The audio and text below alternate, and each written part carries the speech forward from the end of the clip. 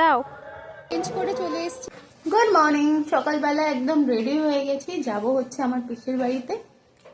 চলো, আজ হচ্ছে 26শে জানুয়ারি। আমরা যাচ্ছি আমার পিসির বাড়িতে ঠাকুমাকে নিয়ে। আসলে ঠাকুমা অনেক দিন ধরে যাবে বলছিল তার মেয়ের বাড়িতে, তাই ভাবলাম আজকে ছুটি আছে, চলো দিয়ে আসা যাক। তো দুজনে মিলে সকালবেলা রেডি হয়ে গেছি। আমরা যাব হচ্ছে ট্রেনে করে। তো এখন আগে যাচ্ছি আমি আমার বাপের বাড়িতে, ওখানে গিয়ে ঠাকুমাকে নেব, বাইকটা রাখবো, তারপর একটা ক্যাব বুক করে আমরা স্টেশনে চলে যাবো। ওখান থেকে ট্রেন ধরে সোজা চলে যাবো ক্যানিং। তো আমার পিসি বাড়ি হচ্ছে ক্যানিংয়ের 2টো স্টেশন আগে, মানে একদমই গ্রামের দিকে, আর ওখানে যেতে আমার ভীষণই ভালো লাগে। তো আমরা ট্রেনে উঠে গেছি, আর ঠাকুমা এখানে দেখো ফ্রন্ট ক্যামেরা দেখে কি সুন্দর হাসছে, আর আমরা এখানে একটু গল্প করছিলাম, হাসাহাসি করছিলাম। রোহিত বেচারা বসার জায়গা পাইনি। যাই হোক, অবশেষে আমরা পৌঁছে গেলাম স্টেশনে। এখান থেকে রোহিত নিচ্ছে বড়শি, কারণ পিসি বাড়িতে আছে পুকুর, ওখানে গিয়ে মাছ ধরা হবে। ঠাকুমা এখানে বসে আছে, আমি এখানে একটু নিজেকে দেখে নিলাম ক্যামেরায়। যাই হোক, অবশেষে আমরা পৌঁছে গেছি পিসির বাড়িতে। এই হচ্ছে আমার পিসির বাড়ি, আর এখানে আমার ঠাকুমা হেঁটে হেঁটে আসছে। আমরা চলে এসেছি পিসি বাড়িতে, এসেই চেঞ্জ করে চলে এসেছি পুকুর পাড়ে মাছ ধরার জন্য, যেটা রোহিত প্রত্যেকবার করে থাকে। এখানে আসলেই আগে ও মাছ ধরতে চলে যায়। আর এসে একটু চাও খেয়ে নিলাম। এই যে রোহিত, কি করছো? এসেই নেমে পড়েছে ছিপ নিয়ে। উঠবে না উঠবে না, নাও চা খাও। তো রোহিতকে এখানে পুকুর পাড়ে দিয়ে দিলাম চাটা। এবার একটু আমি মাছ ধরার ট্রাই করছি। ওই কি হচ্ছে? মাছ ধরছি।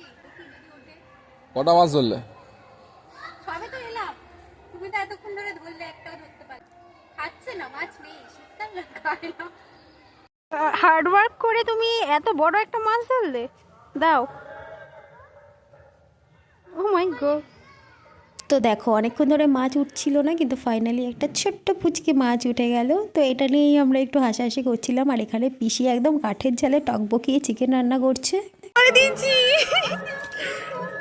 ও বাহ, এদিকে তাকাও জিজু, এইদিকে ভিডিও চলছে।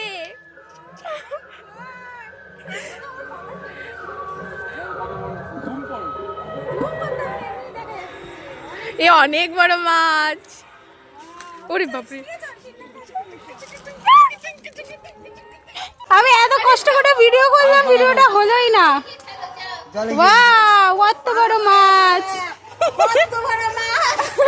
ও মাই গড, জীবনে দেখেছো এত বড় মাছ? না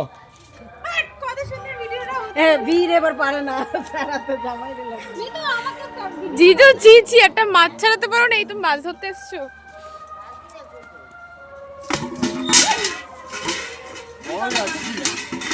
যাই হোক, লাস্ট অবধি একটা বড় মাছ উঠেছে। তারপর আমরা স্নান করে নিয়েছি, আর এখানে খেতেও বসে পড়েছি। পিসি রান্না করেছিল করলা আলু ভাজা, এখানে আছে চিকেন, পালং শাকও করেছে, আর ডালও করেছে, সেটা দেখানো হয়নি। তো এখানে সবাই মিলে আমরা খেতেও বসে পড়েছি।